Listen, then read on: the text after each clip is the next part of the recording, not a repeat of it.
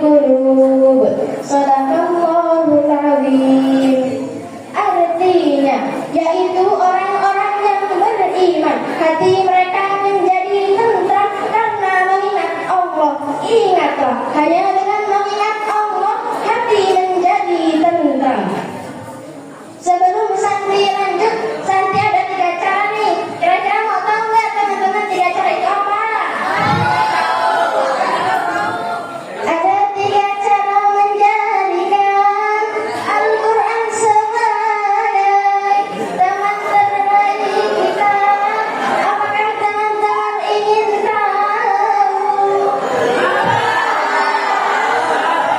Yang pertama, luangkan waktu untuk membacanya, sebagaimana dijelaskan dalam hadis. Bacalah Al-Quran, sesungguhnya ia akan datang di hari kiamat untuk memberi syafaat bagi para pembacanya. Hadis riwayat Muslim. Yang kedua, pelajari dan pahami maknanya. Yang ketiga, amalkan ajaran di dalamnya. Jadi kesimpulannya, di tengah pahit manisnya kehidupan, jangan pernah biarkan diri kita merasa sendiri. Ada Al-Quran teman sejati. Ia adalah penolong, penenang dan petunjuk bagi kita. Sebelum santri tutup, santri ada pantun nih. Nanti dengan cakap ya. Jalan-jalan ke tukang penjahit. Pulangnya ketemu Kak Pasya. Hidup terlalu pahit karena yang terlalu manis itu dia.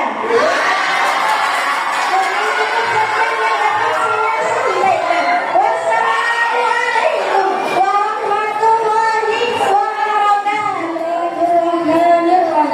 Assalamualaikum warahmatullahi wabarakatuh.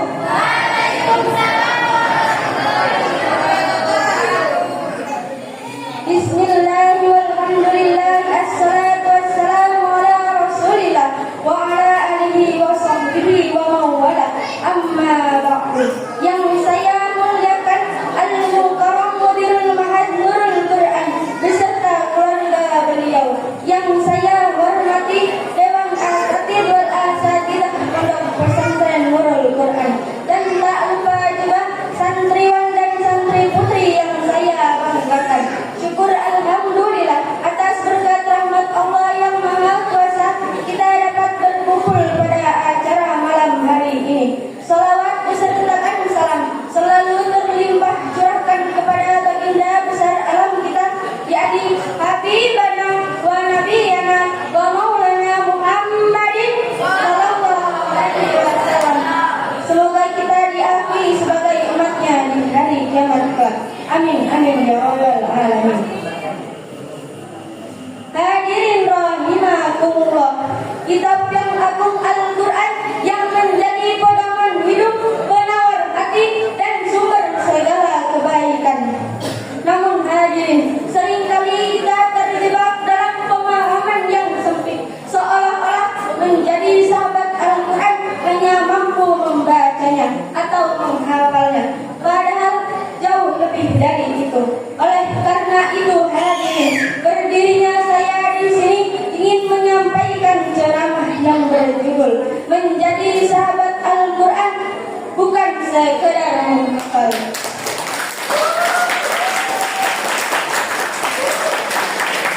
Hadirin rahimakumullah, menghafal Al-Quran adalah amalan yang mulia dan dijanjikan pahala besar oleh Allah. Oleh karena itu hadirin, menghafal semata tanpa dibarengi dengan pengamalan dan pemahaman ibarat memiliki peta harta karun tetapi tidak pernah membukanya. Seorang penghafal adalah pemilik Al-Quran yang dijanjikan pahala besar dan kedudukan mulia. Namun hadirin, gelar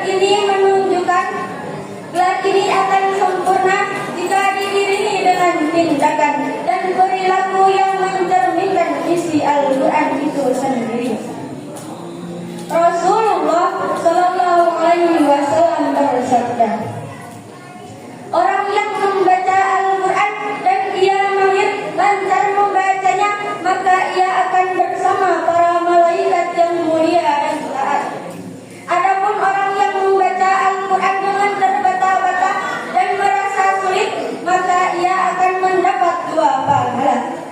riwayat Bukhari dan Muslim. Hadirin rahimahumullah. Hadis ini menunjukkan bahwa membaca Al-Quran adalah keutamaan, bahkan bagi yang belum mahir. Namun hadirin, lebih dari itu, menjadi sahabat Al-Quran adalah menempatkannya sebagai kompas hidup, bukan sekedar ornamen di rak buku atau lantunan merdu di lidah. Oleh karena itu hadirin, bagaimana sih caranya kita bisa menjadi sahabat baik Al-Quran? Ada yang tahu nggak? Kalau ada yang tahu nggak? Kalau belum tahu, maka kasih tahu ya. Yang pertama, membaca dan merenungi maknanya, sebagaimana Allah berfirman dalam Al-Quran surah Sad ayat 29.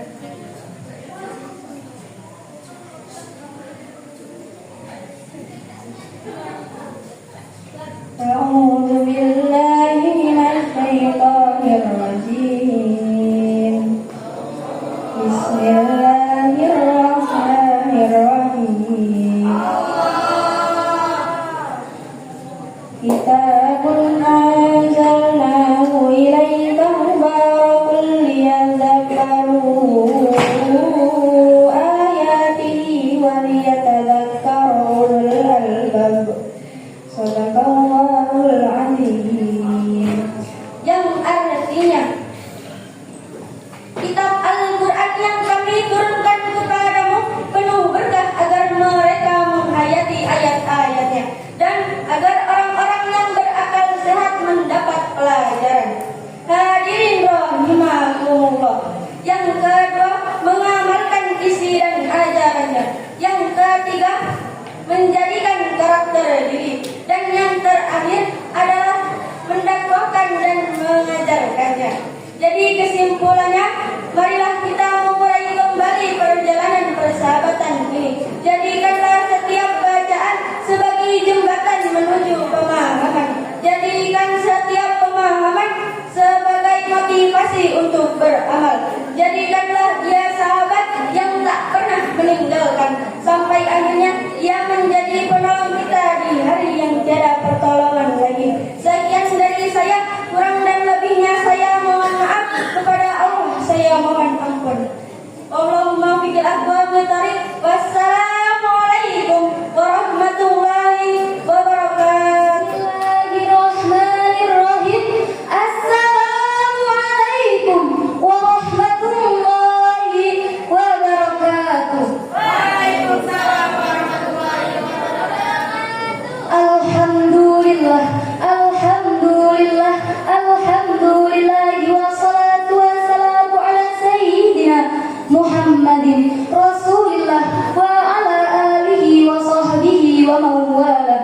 Wa asyhadu an la ilaha illallah wahdahu la syarika lah. Wa asyhadu anna sayyidina Muhammadan abduhu wa rasuluh la nabiyya ba'da. Amma ba'du. Yang saya muliakan dan yang sama-sama kita muliakan, Al-Mukarram Mudirul Mahad Nurul Quran beserta keluarga beliau. Yang saya hormati Dewan Asatidz wal Asatidzah Pondok Pesantren Nurul Quran serta Dewan Juri yang arif dan bijaksana, dan tak lupa pula santriwan-santriwati yang saya banggakan. Syukur alhamdulillah atas berkat rahmat Allah yang Maha Kuasa, sehingga kita masih diberikan nikmat Islam, nikmat iman, nikmat ihsan, dan nikmat sehat, sehingga kita masih dapat berkumpul di dalam majelis yang insya Allah dirahmati oleh Allah. Amin ya rabbal alamin. Salawat beriringkan salam, tak lupa kita sanjung agungkan kepada proklamatornya Islam yang tak pernah koruptor, apalagi berkata kotor. Beliaulah yang membawa kita dari zaman kegelapan hingga zaman yang terang benderang, yaitu Kanjeng Nabi Muhammad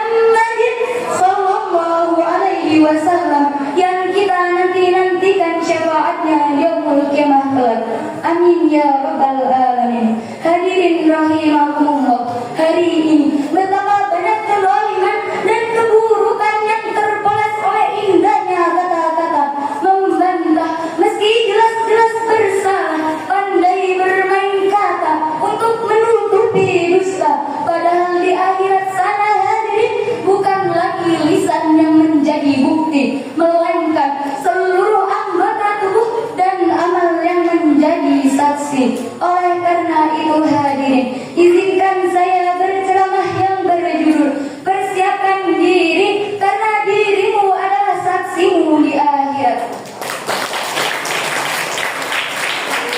Lihatlah realita di zaman sekarang. Contohnya nih, Mbak Fitri ini beli gorengan 5.000. Terus abis itu ditanya sama penjualnya, belinya berapa? Terus Mbak Fitri ini cuma jawab 3.000. Dalam hati Mbak Fitri bilang kayak gini, wah lumayan nih, makan 5.000, bayar 3.000.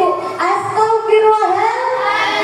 Itulah hadirin, dunia masih bisa berdusta, namun di akhirat sana akan datang hari di mana mulut akan dikunci. Sebagaimana firman Allah,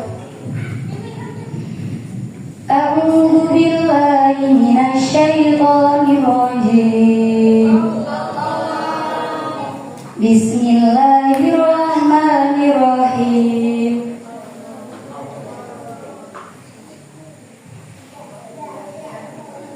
Al-yawma nakhtimu ala afwahihim wa tukallimuna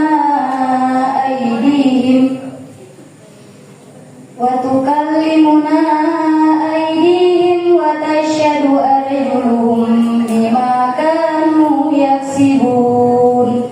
Shadaqallahul azim. Artinya pada hari ini kami tutup mulut mereka, tangan mereka akan berkata kepada kami, dan kaki mereka akan memberi kesaksian terhadap apa yang dahulu mereka kerjakan. Quran Surat Yasin ayat 65. Hadirin rahimakumullah, berdasarkan ayat ini dalam tafsir Al-Mawardi dijelaskan Allah menghalangi mulut-mulut manusia untuk berbicara. Yang berbicara ialah tangannya dan bersaksi kakinya atas segala perbuatannya.